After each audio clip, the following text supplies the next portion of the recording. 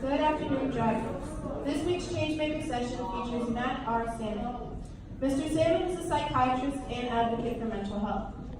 Young, talented, driven, and successful, listen to Mr. Salmon's journey in his own words as he discusses his challenges and triumphs throughout his career. All right. Can you guys hear me? Yeah? Okay, so do you guys know what a psychiatrist does? Yeah, you want me to explain? Yeah? Okay, so psychiatrist, basically, I went to school after high school. My schooling and training was about 13 years in total after high school. So it's a long way to get there, but it is definitely worth it. I work with a lot of children and adolescents, so like people like you guys, and I do therapy as well as since I went to medical school, so that means I also am a physician, so I prescribe medicines. I work closely with schools to help kind of improve the environment for those who have mental health differences. And so today I wanted to just talk about my experience and what brought me to the field, and then we can definitely have answer some questions and stuff as we go along. So I like to consider myself a little bit of an optimist, and so I want to walk you through kind of a way. Let's see if I can get this going. There we go. So, I mean, oftentimes, like people with mental illness are told, you know what, like, just break it up. It's that easy. But I mean, we know that it's not. But at the same time, you know, it's not just some crappy advice. If we work to start to change the way we see things, we can start to change our environment and the way that we interact with the world. So, a little thought game that I like to do with patients of mine, and I wanna track here, but like instead of things like negative terms that we like to use often to describe ourselves or describe others, bossy, stubborn, spoiled, why not try things like, you know what, like assertive or perseverant, loved, in place of those things. We can be very critical of ourselves, and so I wanted to see if I haven't done this before in like a big group, but can any of you like throw out something that might be more of like a negative term, and let's see if we can flip it around. Annoying. Okay. So can anybody think of a way that we could make that term into something a little more positive? Confident. What's that? Confident. Yeah.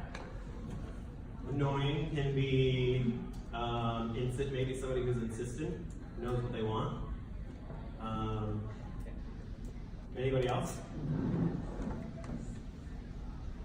Got any other terms or any other ways to look at the word annoying? What was that? No? Yeah. Well, that's what I'm asking you to do. All right, we'll move on. So to paint a picture, a little bit about my background. And this isn't like to compare myself to anybody else, to say that I had it any harder than anybody else, or, you know, like, because I don't think that our lives are meant to be compared person to person. I think our lives are meant to be compared yesterday and tomorrow, you know, like yesterday is so that we can learn and grow, and then we look at tomorrow so that we can plan and work to achieve the things that we want. And so, wanted to start out by talking a little bit about my life experience. From a pretty young age, I identified as gay, and so that was not pretty acceptable in my family. I come from a pretty religious family where that was not okay. A very Republican conservative family, so double whammy, not okay. And on top of that, my dad was a public face. He was a politician, actually a congressman here in DC. And so he passed legislation that was essentially anti-gay, and that was part of his career, and that was part of his ideology. My mom also was a Republican activist. If you remember, this might be before you guys would remember, but there was a time when gay marriage was not legal, or it wasn't legal for same-sex couples to get married. And in Arizona, my mom was a political activist that actually helped to write the legislation that we passed in Arizona to ban same-sex couples from getting married.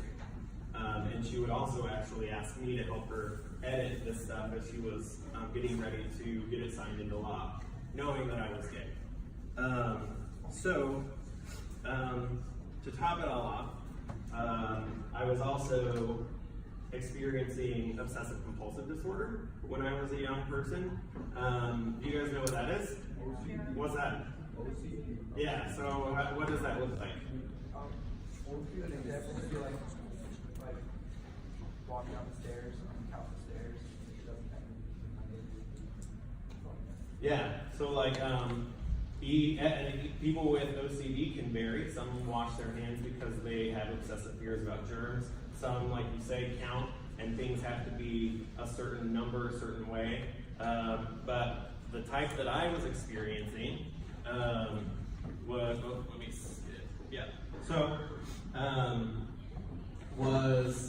very focused on, it was like an obsessive fear that basically anything that didn't match with my moral upbringing, my religious upbringing, meant that I was going to go to hell. And so I would obsessively confess everything, and I would fear then that because of my sexuality, because of my family and their identity and everything like that, that meant that I had no hope. I was just going to burn.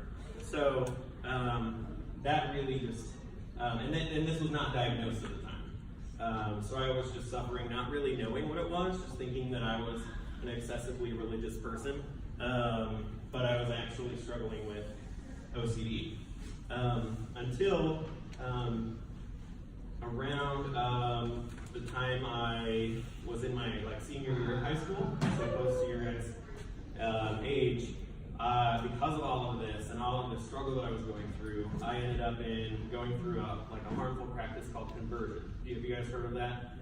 So it's where they have falsely claimed that they can make gay people straight, and it ultimately ends up doing a lot more damage than good. And I went through that and then realized by the time when I was in college that was all just bogus. And my grandfather had passed away, and one night after his death I had a dream, and in the dream it was dark, and I was just on my hands and knees looking, trying to figure out where I was, when all of a sudden my grandpa, who had passed, he appeared to me, or he came into the dream, whatever, and I gave him a big hug, and I was just Grandpa, what is the point? Why are we here? And he told me the point is to live and to be happy. And so, if you notice, those things are actions. They're things that we're supposed to do. And so I realized then that life wasn't just meant to happen to you. It was something that you were supposed to be active and pursue. And so I decided that instead of focus on these problems that I believed that I had, or these things that I believed were wrong, that I would look at the things that were there, not what I felt wasn't. And so as things went forward, I decided that I could look at things in a negative way, because like our lives, or our minds, they're programmed, they were programmed to think about things in a negative way. If you think about like back in a time when people were living in caves and had maybe barely just discovered fire, like it was helpful to think about the things you didn't have, the things you couldn't do, because if you weren't thinking about those things, weren't aware of those, then you could easily die. You could be killed. And so, like, as things have moved forward, I mean, now we have so many safeguards and so many things that help keep us safe that it's not as helpful for our brains to be so focused on what's negative. And when the news is out there telling us about all these negative things, it's hard for our brains to do anything but think about the negatives. And so, decided that instead of, like, I could think about, like, having OCD, ADHD, anxiety as problems, as illnesses, as issues. I could also think, you know what, like, if I wanted to, think, you know what, I can't keep a beat. I can't stay on beat. That's something I just can't do. I can focus on the fact that, like, I don't have a significant other if I wanted to. I could focus on all of these problems or things that could be seen as problems, but you know what, like, these differences, I do have, like, I don't might not have a significant other right now, but I have these awesome dogs. Look at that. That one's a unicorn. So, like, I could choose to think about things that way, or I could look at these mental differences and I could see them as, like, I have learned to, you know what, like, without those, I might not be as spontaneous, I might not be as adventure seeking, I might not be as creative, and I might not have the empathy that I have now. And I might not be able to keep a beat, but I can still have fun dancing and make other people laugh with my off-tempo moves. And so choosing to kind of look at things in a different way can be really helpful. When we realize that, like, negative thinking, it limits us, it restricts our minds, we can then start to change things. Because if we want to change the world, we really have to start by changing the way that we view the world, change the way that we think about it. And so, when you think about things that we consider like bad feelings, bad emotions, and we think about them more as like negative emotions, I'm going to move forward because I wasn't keeping it on here. So, can think now, like anger. Can you guys think of anything that's like good about anger? Yeah. It lets you know that you actually care about what happened. Yeah. Lets you know that you care. Like if you're upset about something, that tells you that thing matters to you. Another thing that anger does is also it can tell you what your boundaries are. If you're upset about something or you're mad about something, that tells you like you didn't like that and you don't want it to happen again. How about sadness? What does sadness teach us? Compassion. Yeah. Sadness teaches us compassion, how to relate to others. It teaches us also when we maybe need some human connection, when we're feeling lost and we want closeness. Fear tells us or helps us maintain our safety. So these things that even though they feel bad at times, they're so important for us to have and honor. And of course we don't want them to linger around. We want them to just come and go, but we can learn lessons from them as things move forward. And so, you know what, like, surely, like, if you look back, I could choose to think about, like, these things that I was told were wrong with me, or these things that could be seen as weakness. But those, like, mental differences that I mentioned helped me to gain some self-awareness. My sexuality, that helped me to, like, learn to just never accept the status quo, to fight against that, disrupt it. It also taught me to check my privilege. It taught me to have compassion and empathy for others who might have their own differences, their own challenges. And then the religion that I was born into, that also taught me to just not accept things just because someone told me that was so. And so, like, using that information to look forward, not to worry about things or to worry about the future or anticipate it, but to plan and execute it.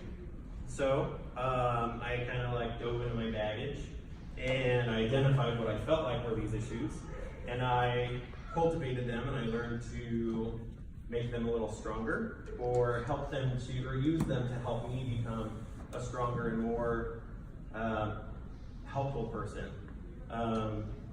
I used them to turn into something that was more fulfilling to me. I became the psychiatrist and the therapist that I sure could have used when I was younger, but that I could also help people so that they wouldn't have to experience the same kinds of things. I became a human rights activist and an advocate for mental health so that I could change the future for those that come after me, those that are experiencing it now, so that they wouldn't have to have the same kinds of troubles that I had when I was younger. And like when we think about it, even these things that are seemingly insurmountable, they can be overcome. And not only can they be overcome, but we can use them and make them into an advantage. Too often, we allow our differences to hold us back by focusing on those negative things. But if we focus on the positive and focus on building strength, we can do more than just learn to understand these things about us. We can also work from within to strengthen ourselves and to strengthen others. And so, as you work to identify your strengths, not only those perceived weaknesses, deficits, problems that you cultivate into something more strong, identify your strengths as well, and never apologize for them. Too often, we feel that our strengths are something to apologize for, but when we honor strength and not work to diminish the strengths of others, because sometimes we feel like dimming someone else's light makes ours shine brighter. But we remember that one light can really only light a room, but if with many, you can light the entire world, you can light a community, you can do so much more. And you think about the moon, it doesn't have its own light, the sun shares its light with it, and that's how it glows. And so I want to challenge you to be like the sun. Share your light and work to help others. And so if you learn to find these positives even in bad circumstances and refuse to accept that life is meant to be anything other than beautiful and full of action, then that's when you can start to be successful. So find the positives and put your focus, energy, and faith into those things, and choose to not let life just happen to you. If you want to change the world, again, you have to start by changing the way that you view it. And lastly, it's my firm belief that life is not meant to be a noun, it's meant to be a verb. So I challenge you guys to just live it and be happy. And I want to thank you guys for having me out here.